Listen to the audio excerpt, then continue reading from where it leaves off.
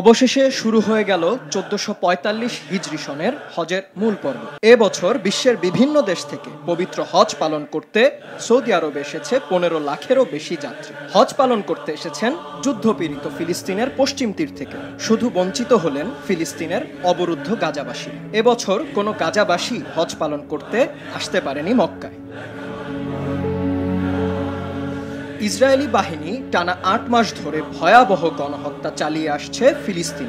একের পর এক হামলায় দেশটি যেন পরিণত হয়েছে এক বিরাট ধ্বংসস্তূপে। নিহত হয়েছে ৩৭,০০০-এরও বেশি ফিলিস্তিনি। আর যারা বেঁচে আছেন তারাও মানবেতর জীবনযাপন করছেন নানা অনিশ্চয়তার মাঝে। এর মধ্যেই দেশটির অধিকৃত পশ্চিম তীর থেকে এবছর হজ পালনে গেছেন ৪,২০০ ফিলিস্তিনি। ওয়ালটন ফ্রিজ কিনে অনেকের মতো আপনিও হয়ে যেতে পারেন মিলেনিয়াল। সেরা পণ্যের সেরা অফার। তবে সে সৌভাগ্য হয়নি দেশটির গাজা উপত্যকার অধিবাসীদের, কারণ অঞ্চলটি অবরুদ্ধ করে রেখেছে দখলদার ইসরায়েলি সেনারা, বন্ধ করে রেখেছে সীমান্ত।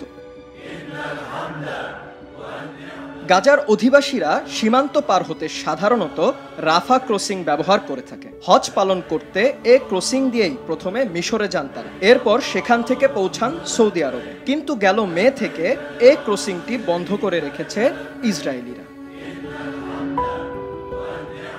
সৌদি বাদশাহ সালমানের আমন্ত্রণে এবার হজ করতে এসেছেন যুদ্ধে নিহত ও আহত ফিলিস্তিনি পরিবারের প্রায় ১,০০০ সদস্য। কিন্তু তারা কেউই সরাসরি গাজা থেকে আসেননি। রাফা ক্রসিংটি বন্ধ হওয়ার আগে তারা নিরাপত্তার জন্য সীমান্ত অতিক্রম করে আশ্রয় নিয়েছিলেন মিশর সহ বিভিন্ন স্থান। তাই সৌদি বাদশার আমন্ত্রণে তারা হজ করার সুযোগ পেয়েছেন। এবার